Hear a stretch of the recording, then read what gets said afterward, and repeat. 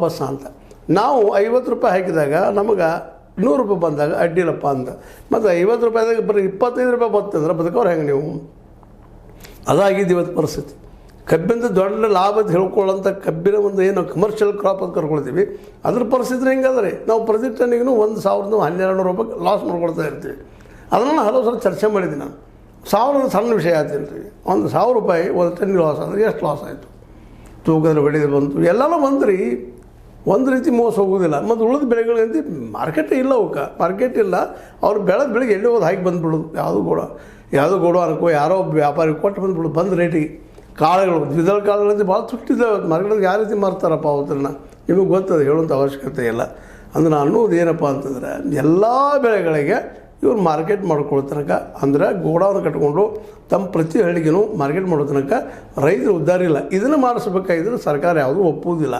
ಯಾಕಂದರೆ ಕೇವಲ ಒಂದು ಕಾನೂನು 3 ರದ್ದು ಮಾಡೋಕ್ಕಾಗ್ತಾಯಿಲ್ಲ, ಸಿದ್ದರಾಮಯ್ಯಗೆ ಆಗ್ತಾಯಿಲ್ಲ. ಮೋದಿಯವ್ರು ಬಿಟ್ಟರೆ ಸಾಧ್ಯನೇ ಆಗಿಲ್ಲ, ಆ ಮಾತು ಬೇರೆ. ಆದರೆ ಸಿದ್ದರಾಮಯ್ಯಗೆ ಸಾಧ್ಯ ಆಗ್ತಾಯಿಲ್ಲ. ಯಾಕಂದರೆ ಸಿದ್ದರಾಮಯ್ಯ ನಾವು ಸಮಾಜವಾದಿ ರೀ, ನಾವು ಏನು ಗೋಪಾಲಗೌಡರು, ಶಾಂತಿಗಿರಿ ಗೋಪಾಲಗೌಡರು ಇದರಲ್ಲಿ ಬಂದಂಥವ್ರು, ಗರಡಿಯಲ್ಲಿ ಬೆಳೆದವರು, ಜೊತೆಗೆ ನಮ್ಮ ಪ್ರೊಫೆಸರ್ ನಂಜುಂಡಸ್ವಾಮಿ ನಮ್ಮ ಗುರುಗಳು ಅಂತ ಹೇಳ್ಕೊಳ್ಳುವಂಥ ಸಿದ್ದರಾಮಯ್ಯನ ಕಡೆಯಿಂದನ MS ಸ್ವಾಮಿನಾಥನರ 3+2C ಇದು ಮಾಡಲಿಕ್ಕೆ ಆಗ್ತಾಯಿಲ್ಲ. ಆ 3 ಕಾನೂನು ರದ್ದು ಮಾಡಲಿಕ್ಕೆ ಆಗ್ತಾಯಿಲ್ಲ. ಅಂದ್ರೆ ಅಷ್ಟರ ಮಟ್ಟಿಗೆ ಇಲ್ಲಿ ವ್ಯಾಪಾರಿ ವರ್ಗ ಆಗಿರ್ಬೋದು ಅಥವಾ ಕಾರ್ಪೊರೇಟ್ ವರ್ಗ ಆಗಿರ್ಬೋದು ಅನ್ನೋದು ಪ್ರೆಷರ್ ಇರ್ತದೆ. ಹೀಗಾಗಿ ಇವತ್ತು ಹೇಳೋರು ಯಾರು ಹಂಗಾದ್ರೆ ನಮಗೆ ನಾವೇ ಹೇಳ್ಬೇಕು ರೀ, ರೈತರು ಹೇಳ್ಬೇಕು. ಮೇಲೆ ಪ್ರತಿ ಹಳ್ಳಿಗೂ ನಾವು ಗೋಡಾವನ್ ಮಾಡ್ಕೊಳ್ಬೇಕು, ಅವಶ್ಯಕತೆ ಇದೆ, ಭಾಳ ನೆಸರಿ.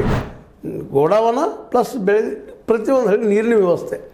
ನೀರಂದ್ರೆ ಬೆಳೆಗೆ ಬೇಕಾದಂಥ ನೀರು ನೀವು ಏನಾದ್ರು ಮಾಡ್ಕೊಂಡ್ರೆ ರೈತ ಲಾಭದಲ್ಲಿ ಬಿದ್ದ್ರಿ.